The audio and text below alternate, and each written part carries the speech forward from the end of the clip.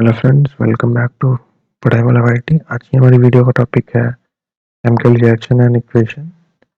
और जो टॉपिक्स हम लोग पढ़ेंगे इसमें वो है what is chemical reaction, characteristics of chemical reaction, chemical equation, balance chemical equation, unbalance chemical equation and balancing of a chemical equation. तो चलिए पढ़ते हैं।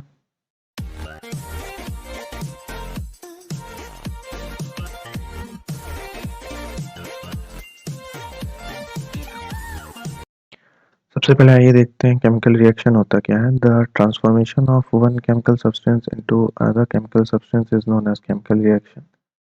मतलब एक केमिकल सब्सटेंस का दूसरे केमिकल सब्सटेंस में बदल जाना, उसे ही केमिकल रिएक्शन कहते हैं। इसके एग्जांपल्स हैं रस्टिंग ऑफ आयरन, आयरन में रस्ट लग जाना, वहाँ पे एक केमिकल सब्सटेंस दूसरे केमिकल सब्सटेंस में कन्वर्ट हो जा रहा है, आयरन के ऑक्साइड्स बन रहा है।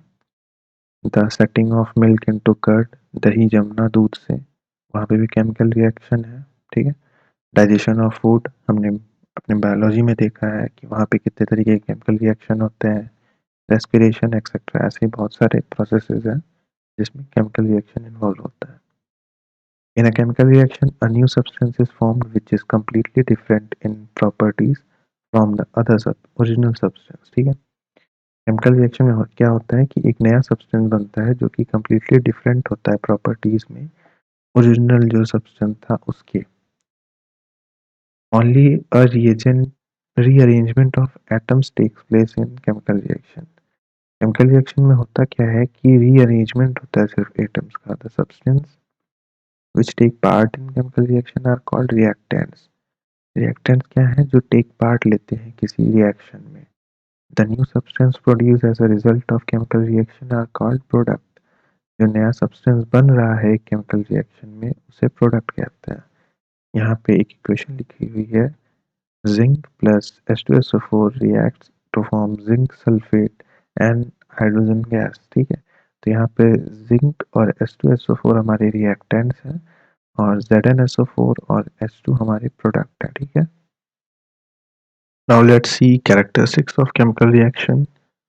The first character is evolution of gas. The chemical reaction between zinc and dilute sulfuric acid is characterized by evolution of hydrogen gas. Zinc और H2SO4 जब रिएक्ट करते हैं तो जिंक सल्फेट और हाइड्रोजन गैस प्रोड्यूस होती है। ये hydrogen gas एक कैरेक्टर होता है केमिकल रिएक्शन का।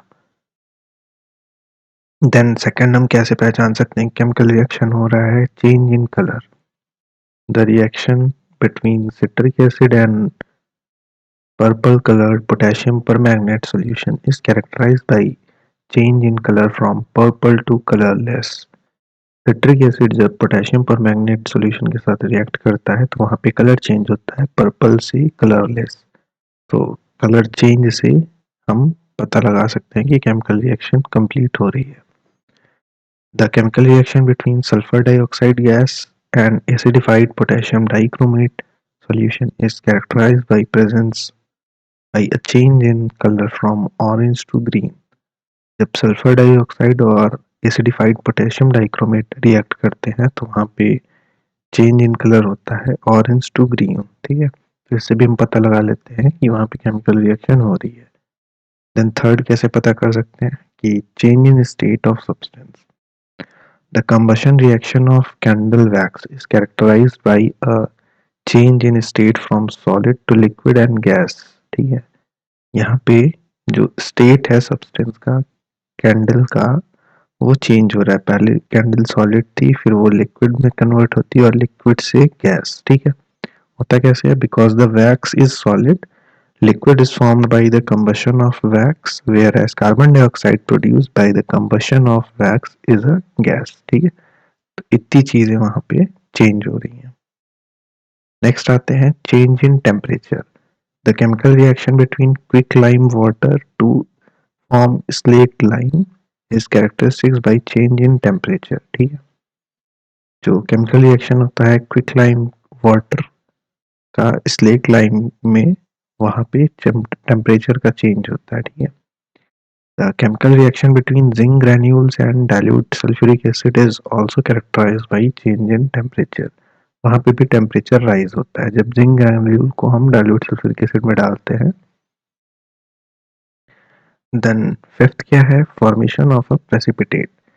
ये इम्पॉर्टेंट है, जब किसी रिएक्शन में प्रेसिपिटेट बनता है तब भी वहाँ पे कैरेक्टरिस्टिक उसका है कि केमिकल रिएक्शन कंप्लीट हो रही है। The chemical reaction between sulphuric acid and barium chloride solution. जब सल्फ्यूरिक एसिड और बेरियम क्लोराइड सॉल्यूशन को मिक्स करते हैं तो एक वाइट प्रेसिपिटेट फॉर्म होता है बेरियम सल्फेट का। यहाँ पे इक्वेशन से दिखाया गया है, barium chloride plus S2SO4 gives barium sulphate PPT, ये वाइट प्रेसिपिटेट प्लस 2HCl। तो इतनी चीजें हैं, इससे हम पता लगाते हैं कि हमारा केमिकल रिएक्शन हो रहा है। ये 5 कैरेक्टर्स हैं। अब आइए देखते हैं केमिकल इक्वेशन किसे कहते हैं। Representation of chemical reaction using symbols and formulae of the substance is called chemical equation. किसी केमिकल रिएक्शन को रिप्रेजेंट करते हैं जब सिंबल और फॉर्मूले से उस सब्सटेंस के, तब उसे हम केमिकल इक्वेशन कहते हैं। जैसे कि कोई सब्सटेंस ए है, वो बी के साथ रिएक्ट कर रहा है और सी और डी बना रहा है, तो ये एक केमिकल इक्वेशन है। A plus B gives C plus D. In this equation A and B are called reactants, C and D are called product. जैसा कि हमने देखा था कि ये हमारी रिएक्टेंट साइड होती है जहाँ पे दो रिएक्टेंट्स होते हैं, और ये प्रोडक्ट साइड है जहाँ पे प्रोडक्ट बन रहा है। The arrow shows the direction of chemical reaction. ये जो एरो है ये केमिकल रिएक्शन की डायरेक्शन को शो कर रहा है कि ये फॉरवर्ड डायरेक्शन में हो रहा है। When hydrogen react with oxygen, it gives water. जब हाइड्रोजन वाटर के साथ ऑक्सीजन के साथ रिएक्ट करता है तब वाटर देता है। This reaction can be represented by following chemical equation. Hydrogen plus oxygen gives water, H2 plus O2 gives H2। अब देखिए, ये H2 है, ये हाईली फ्लेमेबल गैस है, बहुत ज़्यादा जलता है, और ये ऑक्सीजन है, ठीक है, ऑक्सीजन जलाने में हेल्प करता है। और नेचर ऐसा है कि ये दोनों मिलके एक ऐसी चीज़ बुझा रहे हैं, जो बना रहे हैं, जो बुझाने में हेल्प करती है ना। इंटरेस्टिंग। तो साइंस ऐसे इंटरेस्टिंग है, जितना पढ़ोगे उतनी चीज़ें पता चलेंगी। अब आइए देखते हैं balance chemical equation. Balanced chemical equation has the number of atoms of each element equal on both sides. Balance equation क्या होता है कि उसमें नंबर ऑफ एटम्स जो एलिमेंट के हैं वो इक्वल होते हैं। For example zinc plus S2SO4 gives ZnSO4 plus S2. In this equation, zinc, hydrogen and sulfate are in equal on both sides. So it is a balanced chemical equation. Zinc का यहाँ पे एक है, ठीक है, और प्रोडक्ट साइड में भी एक ही जिंक है। देन 2 हाइड्रोजन, और यहाँ पे 2 हाइड्रोजन, सल्फेट SO4 यहाँ पे एक है, और SO4 यहाँ पे एक है। और बैलेंस केमिकल इक्वेशन को जस्टिफाई करता है हमारा law of conservation of mass, जो कि कहता है mass can neither be created nor be destroyed in a chemical reaction, ठीक है। तो इसलिए the total mass of element present in the reacted side must be equal to the total mass of element present on the product side. ये law of conservation को follow करता है। Then unbalance chemical equation क्या होता है? If the number of atom of each element in the reactant is not equal to the number of atom of each element present on the product, then the chemical equation is called unbalanced chemical equation. जब number of atom elements के reactant side में और product side में equal ना हो, तब उसे हम unbalanced chemical equation कहते हैं। अब इस वाले एग्जांपल में क्या है कि a number of atom of elements are not equal on two sides of reaction, ठीक है। लेफ्ट साइड में यहाँ पे एक Fe यानी आयरन का एटम है, और प्रोडक्ट साइड में 3 Fe है, ठीक है। इसी तरीके से ऑक्सीजन यहाँ पे एक है, और यहाँ पे 4 ऑक्सीजन के एटम्स है, हाइड्रोजन 2 और हाइड्रोजन 2, ठीक है। तो the left hand side has only one iron atom while 3 iron atom at present in right hand side. therefore it is unbalanced chemical equation.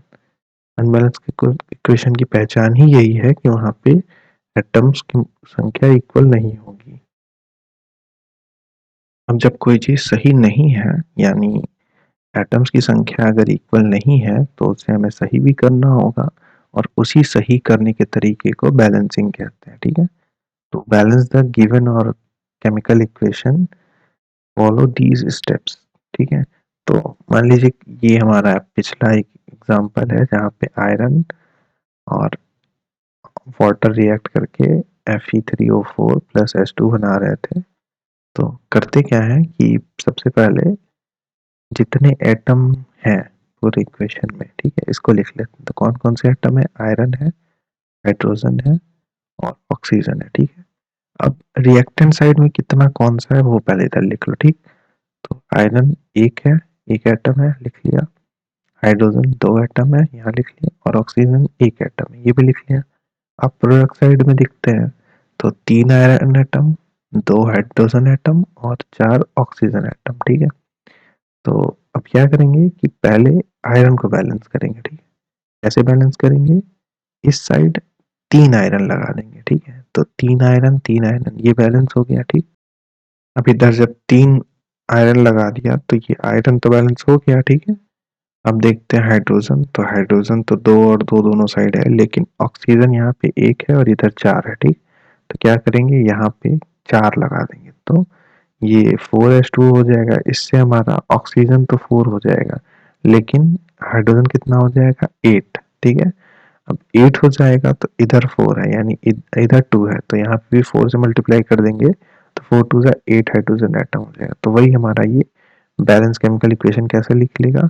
3Fe plus 4s2 gives Fe3O4 plus 4s2। यहाँ पे number of atoms in reactant में क्या है? तीन iron, आठ hydrogen और चार iron oxygen. इसी तरह प्रोडक्ट में क्या है?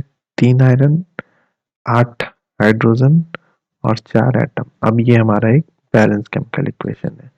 इसी तरीके से हम सारे इक्वेशंस को बैलेंस करते हैं। आई होप आपको वीडियो अच्छी लगी होगी। हम अपने नेक्स्ट पार्ट में टाइप्स ऑफ केमिकल रिएक्शंस को देखेंगे। और अगर आपको वीडियो अच्छी लगी है तो प्लीज़ शेयर करिए और लाइक करिए, और आपको जो भी प्रॉब्लम आती है कमेंट करके ज़रूर बताइए।